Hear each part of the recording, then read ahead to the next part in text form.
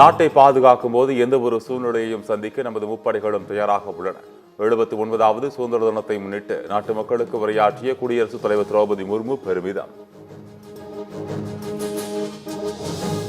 சுதந்திர தினத்தை ஒட்டி தமிழ்நாடு அரசின் சார்பில் அப்துல் கலாம், கல்பனா சாவ்லா விருதுகள் அறிவிப்பு.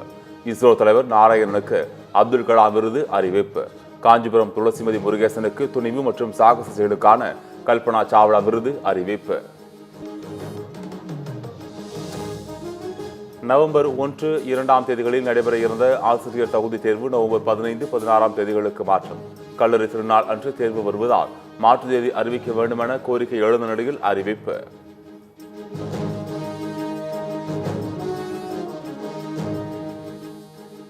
அரசு தேர்வுகள் இயக்குநராக சசிகலா நியமனம். தனியார் பள்ளிகள் இயக்ககத்தின் இணை இயக்குநர் சுகன்யா பள்ளிசாரா மற்றும் வயது வந்தோர் கல்வி இயக்குநராக நியமனம்.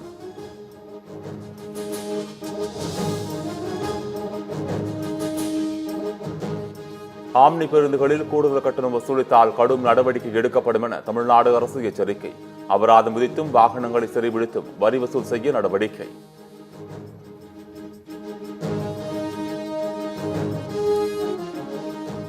சி.வி. சண்முகம் அபராதமாக செலுத்திய 10 லட்சம் ரூபாயை கல்வராயன் மலை கிராமங்களில் நடக்கும் நலம் காக்கும் ஸ்டாலின் திட்டத்திற்கு பயன்படுத்தவும் தமிழ்நாடு அரசு உத்தரவு.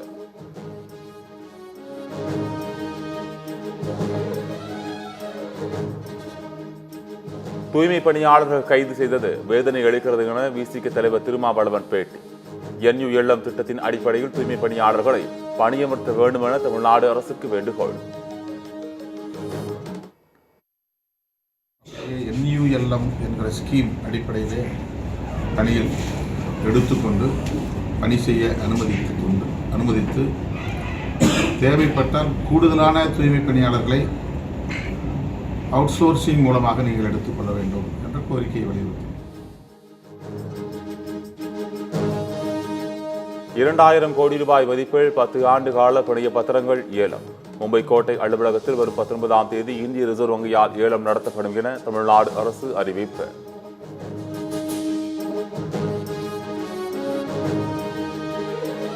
வாக்கு திருட்டு குற்றச்சாட்டு விவகாரத்தில் தேர்தல் ஆணையத்தை கண்டித்து தமிழ்நாடு முழுவதும் காங்கிரஸ் கட்சியினர் போராட்டம். மெழுகுவர்த்தி ஏந்தி ஊர்வலமாக சென்று தேர்தல் ஆணையத்திற்கு எதிராக கோஷம்.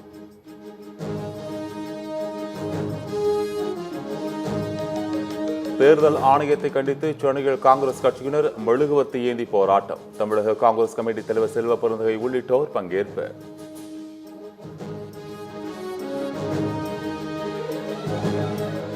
சுதந்திர தினம் மற்றும் வார விடுமுறை எதிரொலி சென்னை கிளாம்பாக்கம் அருகே சென்னை திருச்சி தேசிய நெடுஞ்சாலையில் கடும் போக்குவரத்து நெரிசல்.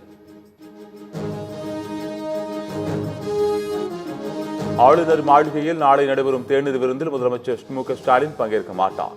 ஏற்கனவே திமுக கூட்டணி கட்சிகள் புறக்கணித்த நிலையில் தமிழ்நாடு அரசு அறிவிப்பு.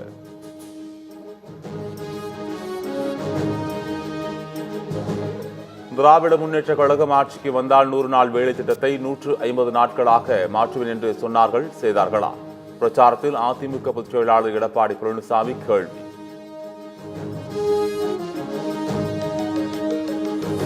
பீகாரின் வரைவு வாக்காளர் பட்டியலில் இருந்து நீக்கப்பட்டு 65 லட்சம் வாக்காளர்களின் விவரங்களை செவ்வாய்க்கிழமைக்குள் வெளியிட வேண்டும். தேர்தல் ஆணையத்திற்கு உச்சநீதிமன்றம் உத்தரவு. ஆதார் அட்டையையும் அடையாள சான்றுகளில் ஒன்றாக தேர்தல் ஆணையம் ஏற்றுக்கொள்ளும். உச்சநீதிமன்றம் அறிவிப்பு. மறைந்த விஜயகாந்தின் கனவு திட்டமான வீடு தேடி ரேஷன் பொருட்களை வழங்கும் திட்டத்தை தாயுமானவர் திட்டத்தின் மூலம் முதலமைச்சர் நிறைவேற்றியுள்ளார். தேமுதிக பொதுச் செயலாளர் பிரேமலதா விஜயகாந்த் பேச்சு.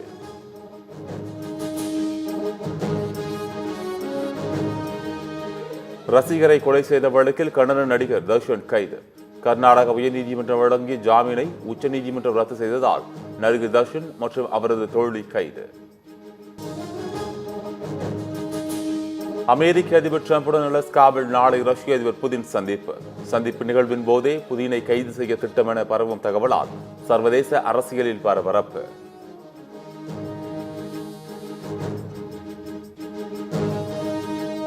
விறுவிறுப்பாக நடைபெற்று வரும் சின்சினாட்டி ஓபன் டென்னிஸ் முன்னணி வீராங்கனை ஸ்வியாடக் காலிறுதிக்கு முன்னேற்றம்.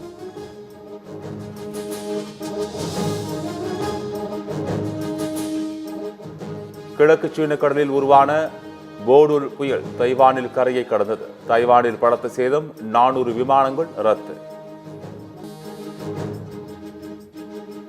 இந்திய டெஸ்ட் கேப்டன் ஜுமல் கிலுக்கு முன்னாள் இந்திய வீரர் யுவராஜ் சிங் பாராட்டு. உங்களிடத்தில் பொறுப்பு கொடுக்கப்பட்டால் அதனை எப்படி கையாள வேண்டும் என கில் நிரூபித்து விட்டார் என புகழாரம்.